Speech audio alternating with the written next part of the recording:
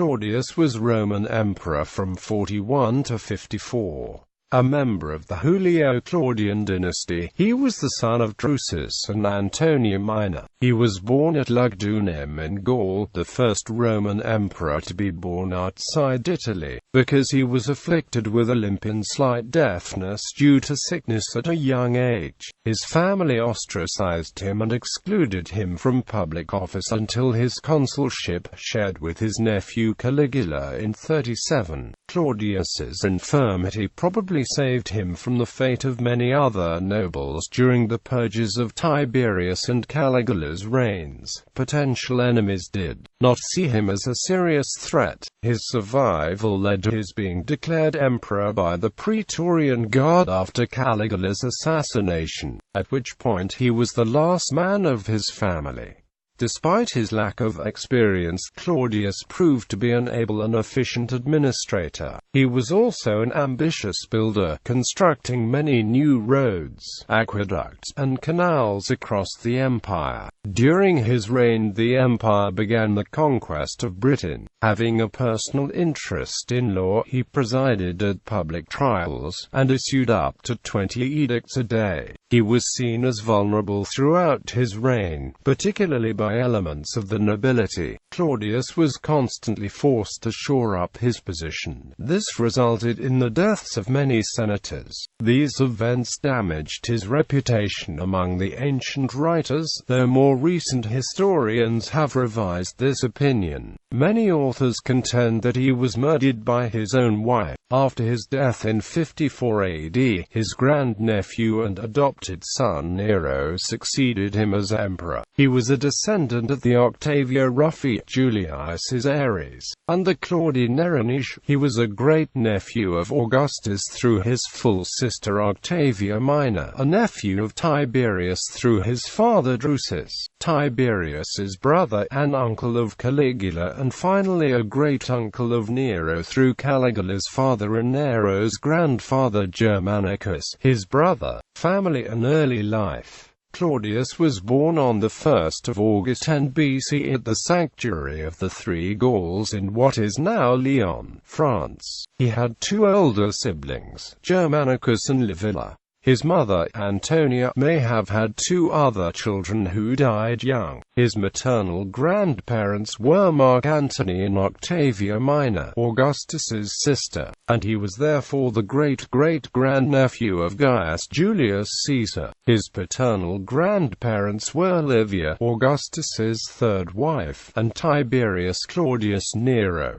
During his reign, Claudius revived the rumor that his father Drusus was actually the illegitimate son of Augustus, to give the appearance that Augustus was Claudius's paternal grandfather. In 09 BC, his father Drusus unexpectedly died on campaign in Germania, possibly from illness. Claudius was then left to be raised by his mother, who never remarried. When Claudius's disability became evident, the relationship with his family turned sour. Antonia referred to him as a monster, and used him as a standard for stupidity. She seems to have passed her son off on his grandmother Livia for a number of years. Livia was a little kinder, but nevertheless often sent him short, angry letters of reproof. He was put under the care of a former mule driver to keep him disciplined, under the logic that his condition was due to laziness and a lack of willpower. However, by the time he reached his teenage years, his symptoms apparently waned and his family took some notice of his scholarly interests. In 07 AD, Livy was hired to tutor him in history, with the assistance of Sulpicius Flavus.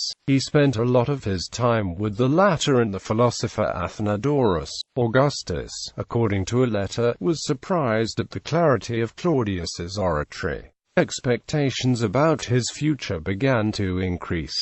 public life. His work as a budding historian damaged his prospects for advancement in public life. According to Vincent Scramazza and others, Claudius began work on a history of the civil wars that was either too truthful or too critical of Octavian, then reigning as Augustus Caesar. In either case, it was far too early for such an account, and may have only served to remind Augustus that Claudia was Antony's descendant. His mother and grandmother quickly put a stop to it, and this may have convinced them that Claudius was not fit for public office.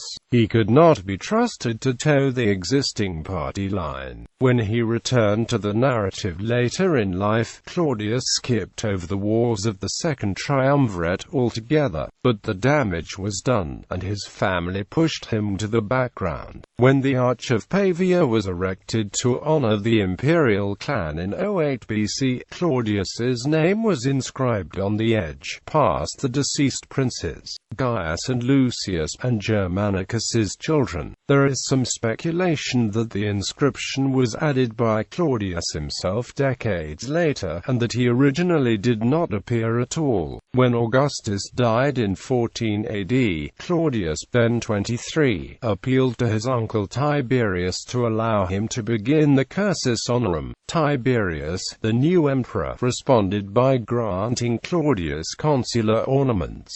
Claudius requested office once more and was snubbed. Since the new emperor was no more generous than the old, Claudius gave up hope of public office and retired to a scholarly, private life. Despite the disdain of the imperial family, it seems that from very early on the general public respected Claudius. At Augustus's death, the equites, or knights, chose Claudius to head the delegation. When his house burned down, the Senate demanded it be rebuilt at public expense. They also requested that Claudius be allowed to debate in the Senate.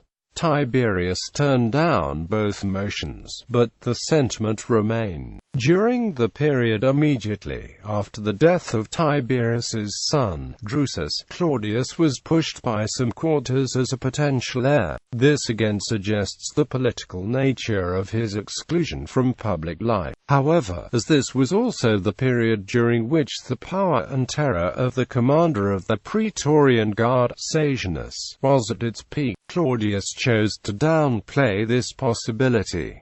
After the death of Tiberius, the new emperor Caligula recognized Claudius to be of some use.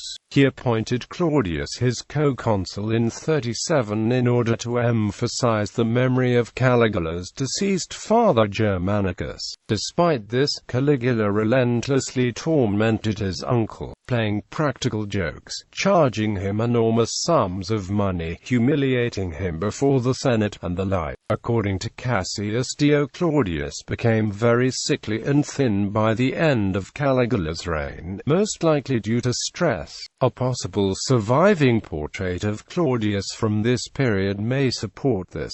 Assassination of Caligula on the 24th of January 41. Caligula was assassinated in a broad-based conspiracy involving the Praetorian commander Cassius Chaerea and several senators. There is no evidence that Claudius had a direct hand in the assassination, although it has been argued that he knew about the plot, particularly since he left the scene of the crime shortly before his nephew was murdered. However, after the deaths of Caligula's wife and daughter, it became apparent that Cassius intended to go beyond the terms of the conspiracy and wipe out the imperial family. In the chaos following the murder, Claudia witnessed the German guard cut down several uninvolved noblemen, including many of his friends. He fled to the palace to hide. According to tradition, a Praetorian named Gratus found him hiding behind a curtain and suddenly declared him princeps. A section of the guard may have planned in advance to seek out Claudius, perhaps with his approval. They reassured him that they were not one of the Italians looking for revenge. He was spirited away to the Praetorian camp and put under the protection. The Senate quickly met and began debating a change of government, but this eventually devolved into an argument over which of them would be the new princeps. When they heard of the Praetorians' claim, they demanded that Claudius be delivered to them for approval, but he refused, sensing the danger that would come with complying. Some historians, particularly Josephus, claimed that Claudius was directed in his actions by the Judean king Herod Agrippa. However, an earlier version of events by the same ancient author downplays Agrippa's role, so it remains uncertain. Eventually the Senate was forced to give in, and, in return, Claudius pardoned nearly all the assassins. As emperor, Claudius took several steps to legitimize his rule against potential usurpers, most of them emphasizing his place within the Julio-Claudian family. He adopted the name Caesar as a cognomen, as the name still carried great weight with the populace. In order to do so, he dropped the cognomen Nero, which he had adopted as paterfamilias of the Claudii-Nerones when his brother Germanica was adopted out. While Claudius had never been formally adopted either by Augustus or his successors, he was nevertheless the grandson of his sister Octavia, and so he felt that he had the right of family. He also adopted the name Augustus, as the two previous emperors had done at their accessions. He kept the honorific Germanicus to display the connection with his heroic brother. He deified his paternal grandmother Olivia to highlight her position as wife of the divine Augustus. Claudius frequently used the term filius Drusi in his titles, in order to remind the people of his legendary father and lay claim to his reputation. Since Claudius was the first emperor proclaimed on the initiative of the Praetorian Guard instead of the Senate, his repute suffered at the hands of commentators. Moreover, he was the first emperor who resorted to bribery as a means to secure army loyalty and rewarded the soldiers of the Praetorian Guard that had elevated him with 15,000 sesterces. Tiberius and Augustus had both left gifts to the army and guard in the wills, and upon Caligula's death the same would have been expected. Even if no will existed, Claudius remained grateful to the guard, however, issuing coins with tributes to the Praetorians in the early part of his reign.